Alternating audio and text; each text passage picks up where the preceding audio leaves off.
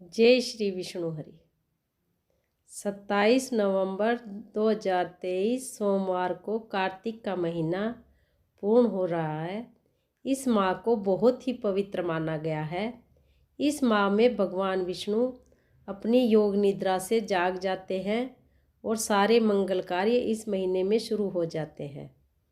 इसी कार्तिक मास में दीपावली का पर्व आता है और पूर्णिमा के दिन देव दीपावली का पर्व भी आता है।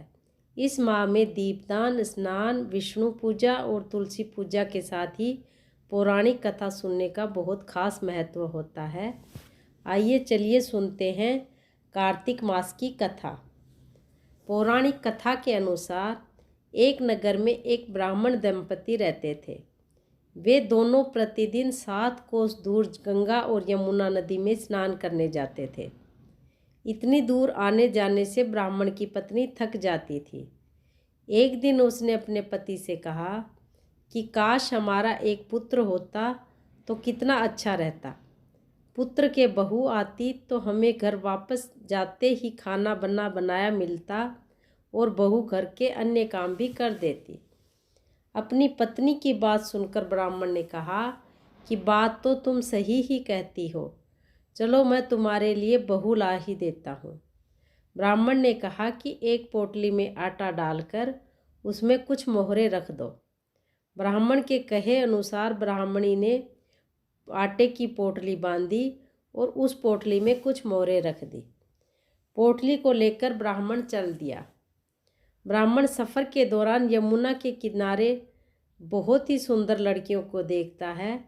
वे रेत में अपना घर बनाकर खेल रही थी। उनमें से एक लड़की ने कहा कि मैं अपना घर नहीं बिगाड़ूंगी, मुझे तो रहने के लिए घर चाहिए। लड़की की बात सुनकर ब्राह्मण मन ही मन सोचने लगा कि बहू बनाने के लिए यही लड़की उचित है। जब वह लड़की जाने लगी तो ब्राह्मण भी उनके पीछे पीछे चल दिए। वहाँ जाकर ब्राह्मण ने उस लड़की से कहा कि बेटी, कार्तिक मास चल रहा है और आज पूर्णिमा है, इसलिए मैं किसी के घर खाना नहीं खाता। मैं अपने साथ आटा लेकर आया हूँ। तुम अपनी माताजी से पूछो कि क्या वह मेरे लिए आटा छानकर 4 रोटी बना देगी। यदि वह मेरा आटा छानकर रोटी बना देगी तो मैं रोटी खा लूँगा। लड़की ने जाकर अपनी माँ को ये सब बातें कही। माँ ने कहा ठीक है, जाकर ब्राह्मण देवता से कहो कि वह अपना आटा दे दे, मैं आटे को छानकर रोटियां बना दूंगी। जब वह आटा छानने लगी तो आटे में से मोहरें निकली। वह सोचने लगी कि जिसके आटे में इतनी मोहरें हैं उसके घर में कितनी मोहरें होंगी। जब ब्राह्मण खाना खाने बैठा तो लड़की की माँ ने उस ब्राह्मण से पूछा कि क्या आपका कोई लड़का है। तो ब्राह्मण देवता ने कहा कि हाँ है। तो उसकी माँ ने पूछा तो क्या आपने लड़के की सगाई कर दी या करने जा रहे हैं। तो ब्राह्मण ने कहा कि मेरा लड़का तो काशी पढ़ने गया हुआ है, लेकिन यदि तुम कहो तो खांड कटोरे से विवाह करके तुम्हारी बेटी को अपने साथ ले जाऊं। लड़की की माँ ने कहा कि ठीक है ब्राह्मण देव। इस पर लड़की की माँ ने लड़की की खांड कटोरे से शादी करके ब्राह्मण के साथ भेज दिया। ब्राह्मण ने घर आकर कहा कि रामू की माँ, दरवाज़ा खोलकर देख, मैं तेरे लिए बहू लेकर आया हूँ। ब्राह्मण की पत्नी भीतर से ही बोली, हमारे तो कोई बेटा बेटी ही नहीं है तो बहू कहाँ से ले आए। सारी दुनिया तो ताने मारती ही थी, अब आप भी ताने मारने लगे। ब्राह्मण ने कहा कि तू दरवाज़ा खोलकर तो देख। जब ब्राह्मणी ने दरवाज़ा खोला तो सामने बहू को खड़ी देखा। उसने बहू का स्वागत किया और आदर सत्कार से अंदर ले गई। अब जब ब्राह्मण अपनी पत्नी के साथ नदी स्नान करने जाता तो पीछे से बहू घर का सारा काम करती और खाना बनाकर रख देती। वह उनके कपड़े धोती और रात को हाथ पैर भी दबाती थी। इस तरह बहुत दिन बीत गए। ब्राह्मणी ने अपनी बहू से कहा कि बहू, कभी भी चूल्हे की तो आग मत बुझने देना और मटके का पानी ख़त्म मत होने देना। एक दिन गलती से उस लड़की यानी बहू से चूल्हे की आग बुझ गई। यह देखकर बहू घबरा गई और भागी भागी अपनी पड़ोसन के पास गई। और कहा कि मेरे चूल्हे की आग बुझ गई है, मुझे थोड़ी आग चाहिए। मेरे सास ससुर सुबह 5 बजे से गए हुए हैं, वह थके हुए घर आएंगे, इसलिए मुझे उनके लिए खाना बनाना है। यह सुनकर पड़ोसन बोली कि तू तो बावली है, तुझे यह दोनों मिलकर पागल बना रहे हैं। इनके कोई पुत्र नहीं है, यह तो निसंतान है। बहू ने कहा कि नहीं, ऐसा मत बोलो, इनका बेटा तो बनारस काशी में पढ़ने गया हुआ है। इस पर पड़ोसन हंसने लगी और कहा कि यह तुझे झूठ बोल कर लाए हैं, मेरी बात मान, इनके कोई बेटा नहीं है। अब बहू पड़ोसन की बातों में आ गई और कहने लगी कि तो अब आप ही बताओ कि मैं क्या करूं।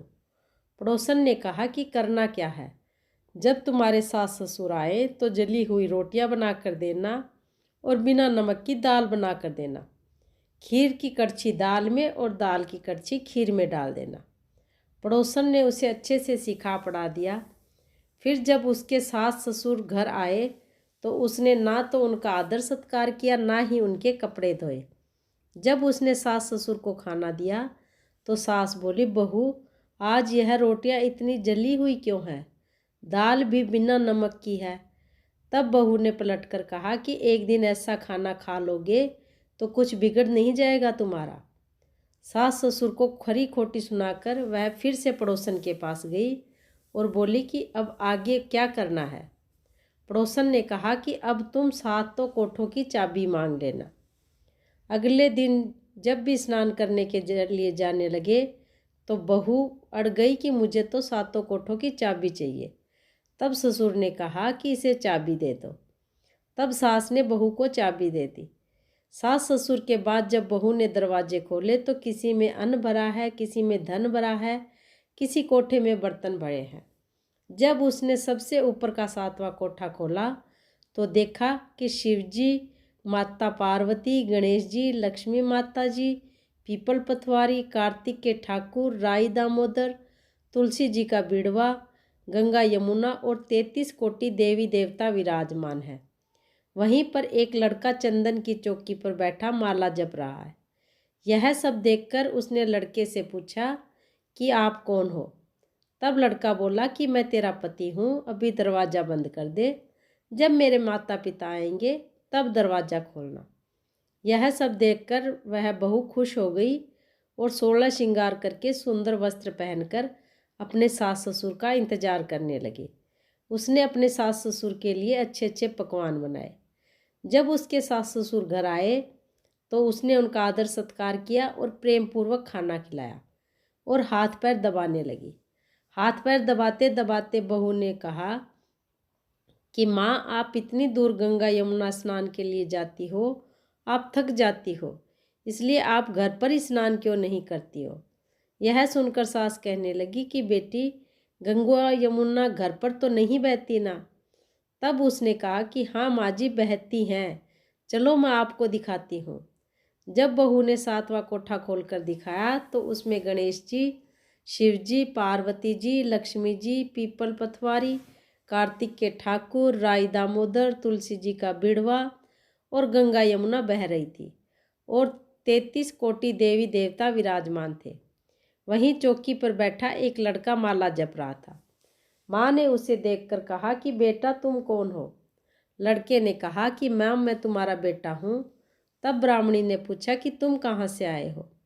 लड़के ने जवाब दिया कि मुझे कार्तिक देव ने भेजा है। माँ ने कहा कि बेटा, यह संसार कैसे मानेगा कि तू मेरा बेटा है। बेटे ने कहा कि माँ, तुम कुछ विद्वान पंडितों से मदद मांगो। माँ ने कुछ विद्वान पंडितों से मदद मांगी। पंडितों ने कहा कि इस पार बहू बेटे खड़े हो जाए और उस पार माँ खड़ी हो जाए।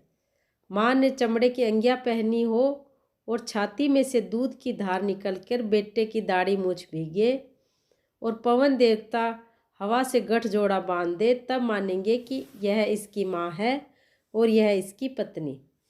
उन्होंने ऐसा ही किया। चमड़े की अंगियाँ फटी और छाती में से दूध की धार निकलकर बेटे की दाढ़ी मूछ भीग गई। पवन देवता ने बहू बेटे का गठजोड़ा बांध दिया। यह सब देखकर ब्राह्मण और उसकी पत्नी की खुशी का ठिकाना ना रहा। और इस तरह यह थी कार्तिक मास की कथा। हे कार्तिक के ठाकुर जी, जैसे आपने ब्राह्मण ब्राह्मणी को दिया वैसा सबको देना। कार्तिक मास की कथा कहने सुनने और हुकारा भरने वाले सब पर कृपा बनाए रखना।